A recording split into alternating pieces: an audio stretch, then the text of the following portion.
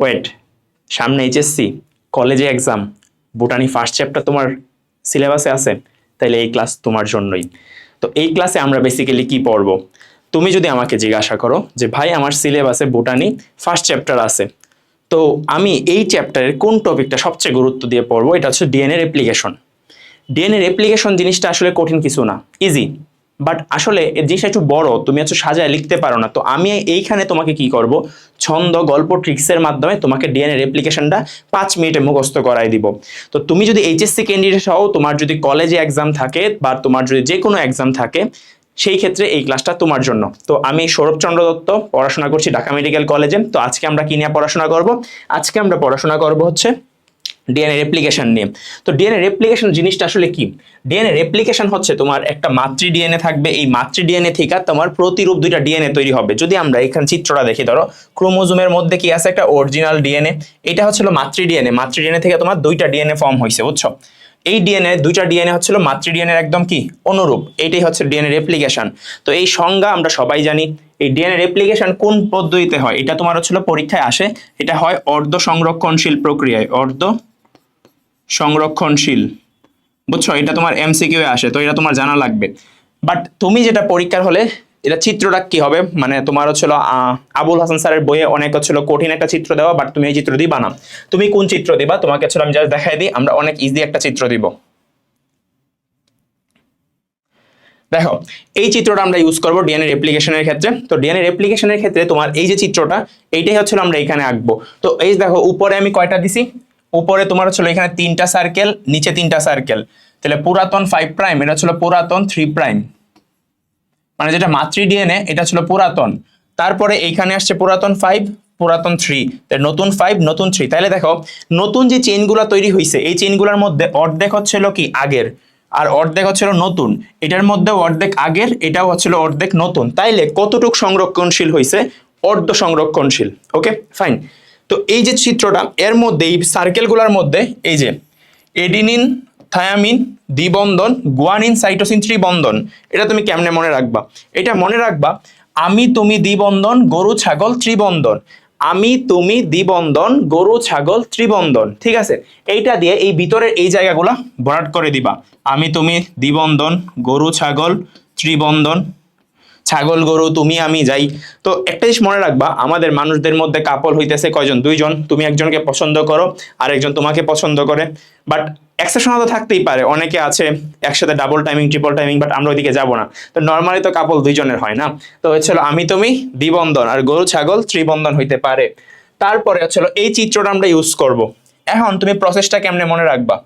প্রসেসটা মনে রাখার জন্য আমি তো আছি। তো তোমার হচ্ছিল আমার এক ফ্রেন্ড, বুঝছো, আমার এক ফ্রেন্ডের নাম হচ্ছিল হালিম। তো ওই হালিম কি করছে, মানে হচ্ছিল ওরে, মানে আমার আরেকটা ফ্রেন্ড, মানে আরেকটা ফ্রেন্ড না, আমি মানে, আচ্ছা এটা কিন্তু আমি তোমাদের মনে রাখার জন্য বলতে, সেটা কিন্তু আমার বাস্তব জীবনের সাথে কোনো সম্পর্কযুক্ত না, আর হালিম নামে আমার কোনো বন্ধুও নাই। তো হালিম হচ্ছিল মানে একটা মেয়েকে পছন্দ করছে, ধরো ওনার নাম হচ্ছিল টিনা। ঠিক আছে, তো হালিম কাকে পছন্দ করছে? টিনাকে পছন্দ করছে। টিনা খুব ভালো নাচে, তো ও ডান্সার টিনা হিসাবে আমাদের স্কুলে খুব পরিচিত, ধরো বা কলেজে আমাদের খুব, বা আমাদের ক্যাম্পাসে ঢাকা মেডিকেলে খুব পরিচিত। তো আমার ঢাকা মেডিকেলে আরেক ফ্রেন্ডের নাম কি হালিম। তো হালিম হচ্ছে টিনাকে পছন্দ করলো, আমিও টিনাকে পছন্দ করলাম। তারপর হালিমকে আমি বোঝাইলাম যে দেখ, তোর সাথে তো টিনা যায় না, এসে অনেক বোঝাইলাম, বোঝাইয়া ওরে আমার লাইন থেকে সরাইয়া দিলাম। তার মানে আমি হালিমকে কি দিলাম? টুপ দিলাম। তারপর হালিমের সেটাও গিলছে। তাহলে হালিম টুপ গিলে কি রয়ে গেছে? সিঙ্গেল। কিন্তু আমি আমি কি আমি ওই সুযোগটা কাজে লাগাইছি, লাগাই কি করছি, আর আমি ডান্সার টিনাকে নিয়ে হয়েছি সিঙ্গেল থেকে মিঙ্গেল। তাইলে ছন্দটা হচ্ছিল কি, হালিম টুপ গিলে সিঙ্গেল, আর আমি ডান্সার টিনাকে নিয়ে হয়েছি সিঙ্গেল থেকে মিঙ্গেল।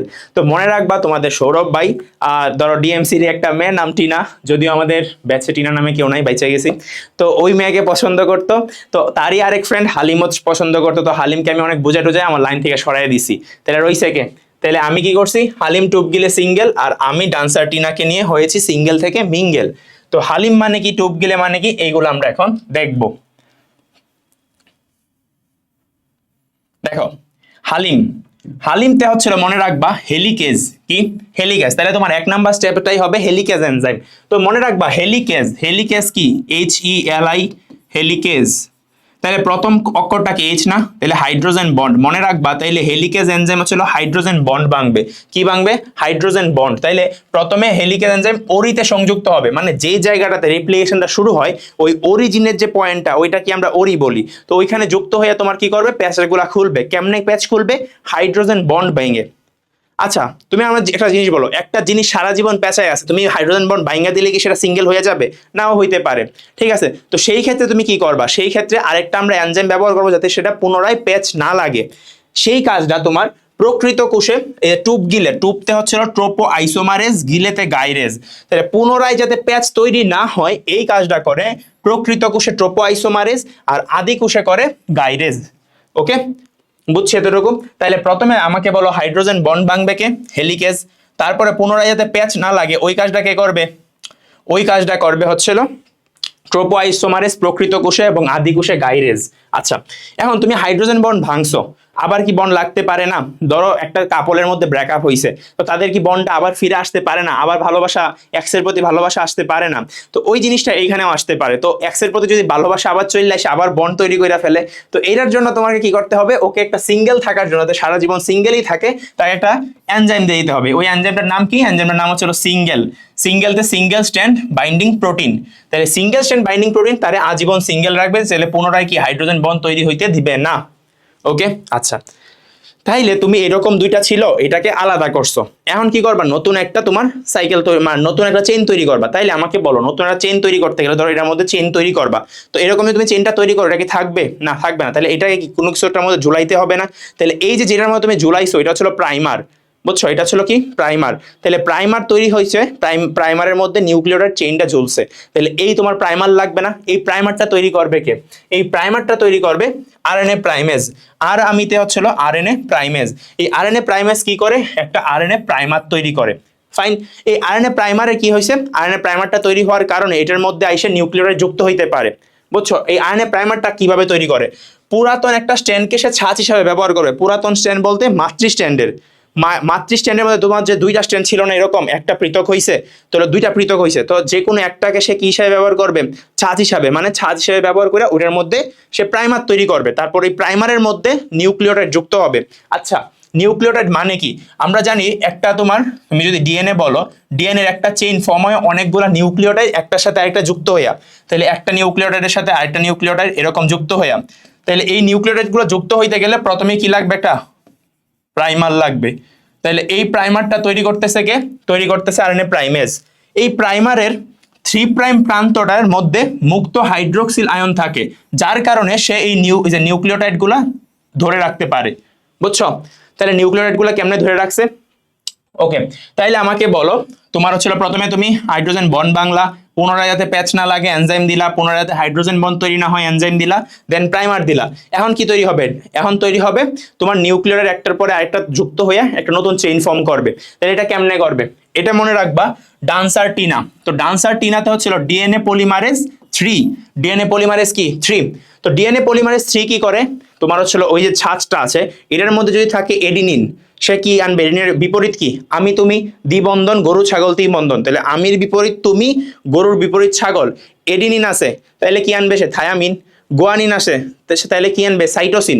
তাইলে কমপ্লিমেন্টারি নিউক্লিওটাইড আনবে। তাহলে একটা ছাঁচের কমপ্লিমেন্টারি মানে উল্টা নিউক্লিওটাইডটা আনতেছে। আমি থাকলে মানে এডিনিন থাকলে আনতেছে থায়ামিন, আর তোমার ছিল গুয়ানিন থাকলে আনতেছে সাইটোসিন। ফাইন। তাহলে আয়না কই যুক্ত করে? যেহেতু 3 প্রাইম প্রান্তটা মুক্ত আরএনএ প্রাইমারের, ওইখানে ডিএনএ স্ট্র্যান্ড তৈরির সূচনা করে। এই প্রসেসটা চলতে থাকে যতক্ষণ না পর্যন্ত একটা ফুল চেইন ফর্ম হয়েছে। ওকে, তাইলে তারপর যখন ফর্ম হয়ে যায় তখন হচ্ছিল এই প্রাইমারটাকে সরিয়ে নেওয়া হয়, কারণ তোমার ডিএনএ স্ট্র্যান্ডের মতো কোনো আরএনএ প্রাইমার থাকবে না অবশ্যই, ঠিক আছে? তাইলে এতটুকু তো আমরা বুঝলাম। এখন তোমার চেইন কয়টা খালি দিছে? 2টা না? একটা চেইন এইভাবে ফর্ম হইতেছে আরেকটা, আর এটার মধ্যে এইভাবে নিচের দিকে নামতেছে। তাইলে আমরা যদি চিন্তা করি, ধরো এইখানে প্যাচটা ভাঙছিল, তাইলে এইটাকে বলা হয় রেপ্লিকেশন ফর্ক। তাইলে রেপ্লিকেশন ফর্কের দিকে যেটা উঠতেছে, ওকে, যেটা রেপ্লিকেশন ফর্কের দিকে উঠতেছে ওইটাকে আমরা বলবো লিডিং সূত্রক। তাইলে যেই সূত্রকটা রেপ্লিকেশন ফর্কের দিকে বৃদ্ধি পায় ওইটা হচ্ছিল লিডিং, আর যেটা বিপরীত দিকে বৃদ্ধি পায় ওইটা হচ্ছিল লেগিং। তাইলে এই ফর্কের মানে তোমার ডেস্টিনেশনের দিকে যেটা যাইতেছে ওইটা হচ্ছিল কি ভাই? লিডিং, আর যেটা তোমার বিপরীত দিকে আসতেছে ওইটা হচ্ছিল লেগিং। Okay fine. তো এই যে লেগিং সূত্রটা, এই লেগিং সূত্রের মধ্যে কিছু কিছু খণ্ড থাকে, বুঝছো? এই লিডিং সূত্রক তো নিরবচ্ছিন্ন, কি বললাম, লিডিং সূত্রকটা নিরবচ্ছিন্ন, কিন্তু তোমার লেগিং সূত্রকে জোড়াবিহীন নিউক্লিওটাইডের সারি থাকে। দেখো তুমি তো ওইখানে প্রাইমারি ইউজ করো নাই, তো ওইখানে জোড়াবিহীন সারি তৈরি হবে। ধরো এইখানে একটু সারি, এইখানে একটু, এইখানে একটু, এইখানে একটু, তাইলে আমাকে বলো এই নে একটু, এই নে একটু, এই নে একটু, এই নে একটু, তাইলে কি খণ্ড খণ্ড না? এই খণ্ডগুলো আবিষ্কার করছে বিজ্ঞানী ওকাজাকি, তো এই জন্য নাম করা হয়েছে ওকাজাকি খণ্ড। তাইলে খণ্ডগুলাকে লাগাবে কে? লাগাবে লাইগেজ, লাগাবে লাইগেজ। তাহলে খণ্ডগুলাকে লাগাবে কে? লাইগেজ, লাগায় নিরবিচ্ছিন্নতা দান করবে। তারপরে আমাদের কি ছিল যে সিঙ্গেল থেকে হয়েছে মিঙ্গেল, তাহলে সিঙ্গেল থেকে মিঙ্গেল মানে সিঙ্গেল মানে 1, মিঙ্গেল মানে 2, ডিএনএ পলিমারেজ 1, ডিএনএ পলিমারেজ 2। তাহলে এরা কি করে? এরা হচ্ছিল মিলে রিপেয়ার কমপ্লেক্স ফর্ম করে। কোনো কারণে যদি আমির সাথে তুমি না বসে গরু বসে, আবার ধরো তোমার ছিল গরুর সাথে ছাগল না বসে তুমি বসলো, এটা না বসে তুমি বসলো, তাহলে এটা কি মিসম্যাচ না? তাহলে এটাকে আমরা বলি মিসম্যাচ, মিসম্যাচ। তাহলে এই মিসম্যাচ হইলে এটাকে সংশোধন করে কে? এই রিপেয়ার কমপ্লেক্স, বুঝছো? আর নাইলে আমাদের যে ত্বকে ক্যান্সার বা বিভিন্ন ধরনের ক্যান্সার দেখা দেয়, এইগুলা হইতে পারে। তো এই হচ্ছিল আমাদের ডিএনএ রেপ্লিকেশন। তো আসলে আমি যে ধাপগুলা দেখাইছি ওইগুলা সিরিয়াল ওয়াইজ দেখবা। তো মনে রাখবা তোমার কোন এনজাইমের পরে কোন এনজাইম, ছন্দ তো দিয়ে দিছি, ছন্দের সাথে কাজও বইলা দিছি। তো এই ভিডিওটা তুমি দুইবার দেখবা। কয়বার? দুইবার দেখবা। তারপরে আমি তোমাকে এই ভিডিওর কমেন্টে আমি তোমাকে পিডিএফ দিয়ে দিব, জাস্ট এই পিডিএফ এর কথাগুলো লেখা দিয়ে আসবা, আর যে সহজ চিত্রটা দেখাইলাম ওই চিত্রটা পরীক্ষার হলে আইকা দিয়ে আসবা, তাইলেই তোমাকে স্যার ফুল নাম্বার দিবে। তো দেখা হবে নেক্সট কোনো ভিডিওতে। ভালো থাকো, কোনো সমস্যা থাকলে কমেন্টে জানিয়ে দিবা। Thank you.